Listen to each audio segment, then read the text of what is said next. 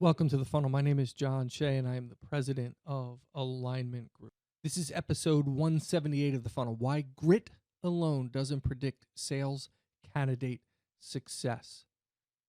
So I want to tell you how I got on this subject. I watched the movie Joy with Jennifer Lawrence, and I just thought it was a fantastic movie about this. It's sort of a true story about a woman that invented a mop and got on the home shopping network, and the rest is history. Very entrepreneurial, very successful, et cetera, et cetera. But in the face of all odds, she just kept coming back and kept trying. And there was a really sort of great scene in the movie where it's over. She's broke. There's no way this is happening. And she wouldn't take no for an answer, and went out and made it happen.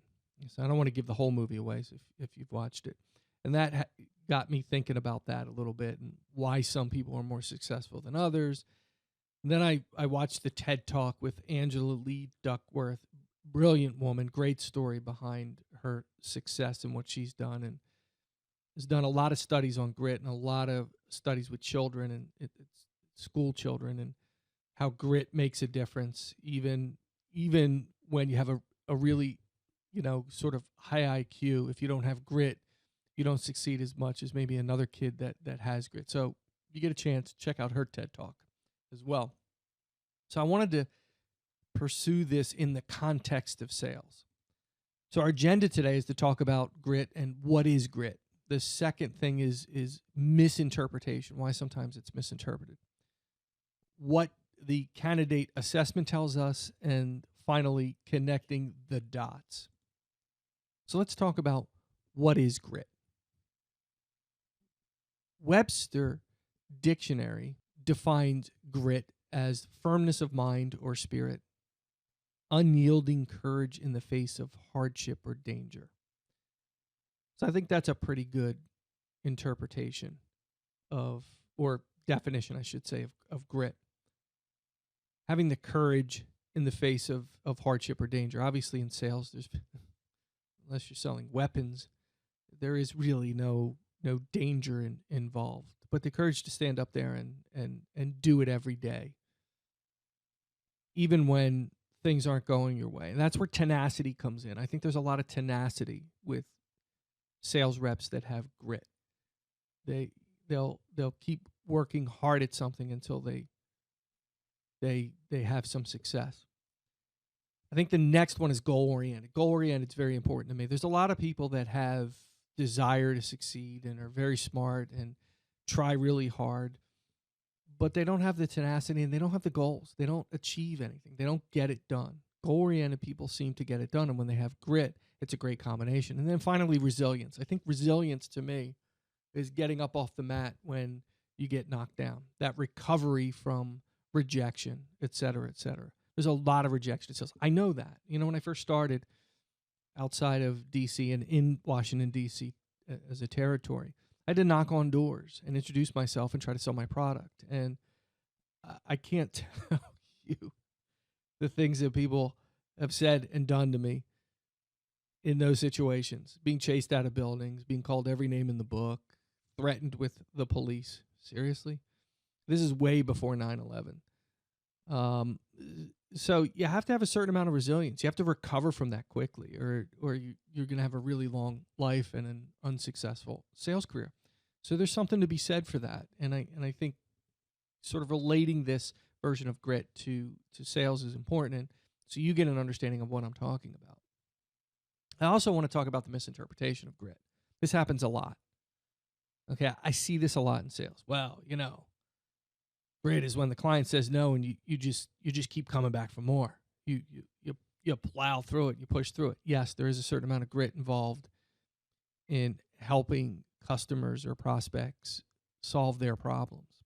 Sometimes they're not listening, or sometimes they're not clearly defining or don't have a clear understanding of their problem. So never giving up is one of those things that people with grit have. But I'm going to tell you, it also can be a detriment for those who don't know how to use it properly. So they misinterpret that grit as some kind of valuable commodity that's going to get them through anything, even their inability to sell or some of the other things we're going to talk about later. And I'll give you the perfect example. Way back in the day, I remember we had a sales rep that I was struggling with at work for me. And this is when I was a sales manager, and I went to my boss and I'm like, look, this is a problem.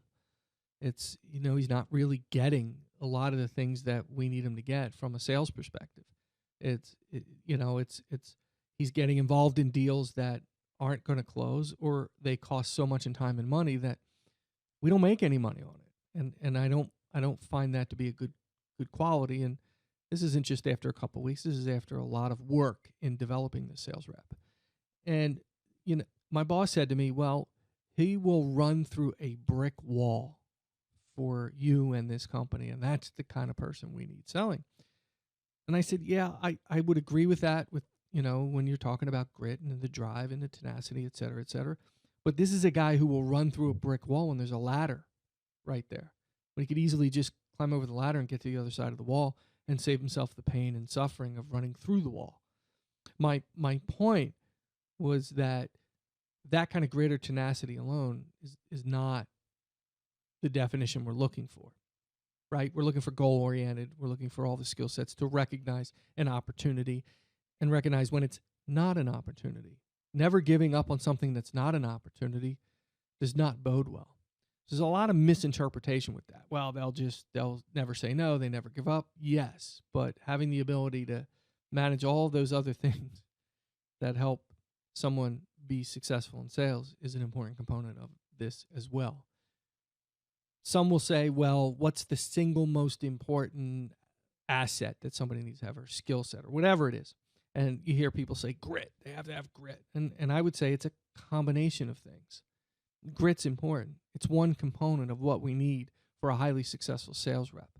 Not the single most important. I think some of these things are equally important, and they feed off of one another, and they have this sort of symbiotic relationship. So let's talk about what the candidate assessment tells us. Yes, I'm a big fan of the Objective Management Group candidate assessment. I think it's the best sales assessment I've ever used. It's built for sales. It's not a personality test adopted. It's about sales in the context of sales. So that's important. That's what this is about. For those of you watching the video, I have it up on the screen, just one of the pages of the assessment. And I look at the will to sell is what we call grit, right? It's the desire and commitment and motivation to do whatever it takes to succeed in sales. That is incredible when you have the will to sell and it's in spades like that. This happens to be very high. When I scroll down the page, I see that there's some okay sales DNA. Some of it's what I would consider borderline, in the red, not in the green, and that's not a good thing. Okay, and this is a middle-of-the-road candidate, so I didn't take a really bad candidate or a really good candidate. I took a middle-of-the-road because I wanted to walk through this. There's some pretty decent sales competencies. For example, very strong hunter competency, but not so much on the consultative selling. So that's a clear weakness there. That affects the overall score, or what we call sales quotient, of 119. And that goes up to 173. That's pretty much a serviceable sales rep, middle-of-the-road candidate. A strong sales rep gets above 130 and stays between 130 and 39, and then a superior, what we consider elite, very small percentage, I think like 6%, 140 or higher. Okay, so what I have here is somebody with grit, but they have some sales DNA that's a little off, and some of the competencies are off, and the quotient, sales quotient, is low. So what does that mean? Sales DNA are those strengths or weaknesses that can either help or hinder your selling. I'll give you an example. If you need to be liked, right? You have a high need to be liked. You're less likely to have difficult conversations. You're less likely to stand up in the face of those issues and look somebody in the eye and tell them that they're wrong. And I'm using a pretty simple example here. Because your need to be liked is more than the need to do what's right in that moment. So what happens is they're the nice person, the nice sales rep that everybody likes. Glad hands, does pretty good job, middle of the road selling, Everybody's their friend. They want to be successful. They have grit. They have goals. They're moving forward. But when push comes to shove and those difficult conversations are necessary, they can't do it. Or they have a money weakness. They can't talk about money. It's a problem with DNA. Now flip that over. Strong DNA supported by strong grit. Wow. Now you have a winning combination. You have everything in place to be successful. Okay, the competencies might be a little low in this case, but we can train those. We can work with DNA, but it's a little bit harder. We can get somebody better at consultative selling. It's the combination of things that make all the difference in the world, not just grit. Grit alone is not going to get the job done. DNA alone is not going to get the job done. So what we're looking at in our assessment is simple. The numbers tell the story. 75% of the candidates that aren't recommended by objective management groups assessment and get hired fail within 6 months. Somebody will look at this. Well, this is worthy of, this is not recommended, but somebody will look at a not recommended and say, well, they have grit. They have really strong grit. I'm going to hire them. They fail. 75% fail within 6 months. That's a high number. 92% of the candidates that are recommended and hired rise to the top half of the sales force within 12 months. Now, that's what you call predictive, okay? Coupled with a good process and understanding of how to interview, et cetera, you can look at a candidate objectively. You can say, yes, they have grit, but I need these other things to work. That's where connecting the dots comes in. But before we do that, I want to talk about episode 178 and the candidate assessment free trial. So go to the Alignment Group website, alignment-group.com, the funnel, / the funnel, and go to episode 178 at the bottom of the page. Just click the link there that says candidate free assessment free trial. Fill out the information, and you'll get a link to share with a potential candidate you're looking to hire, and you'll get the assessment back. You get a trial version of the assessment. And as a added bonus, if you reach out to me on my website in the comment section or send me an email, jshea@alignment-group.com, and I'll talk about that at the end of the podcast. I will help you interpret the assessment. We can talk about what you're trying to do and how it can help you. So go ahead and take advantage of the free trial for the candidate assessment. So let's talk about connecting the dots. Connecting the dots means putting all the pieces together. Don't look for one single thing that somebody has to have to be successful. It's a dangerous conversation to have. I want the combination. I want to connect all those dots. I want to put my interview process together, right? Because I want to weed out the pretenders. I want to reduce my risk. Second thing is I want the right person with the right combination for my job. I need that will to sell. I need really good sales DNA. I need skill sets, and I need a quotient, a sales quotient, beyond serviceable. That's going to give me the highest potential for success. I don't want something that is what we call success prevention. Weak DNA combined with maybe low skill sets. And oh my gosh, if they don't have the will to sell or the grit alone, that's even worse. But we're talking about grit here today, right? So somebody with grit could be a pretender. You could say, well, they got grit in the face of everything. They're resilient. They'll jump. I love this about them. You look at the assessment and you say, well, wait a second. They don't have the DNA. So they might run through that brick wall, but they can't get over it. And they can't make the decisions or do the things or have the that you need them to do or have the conversations you need them to have.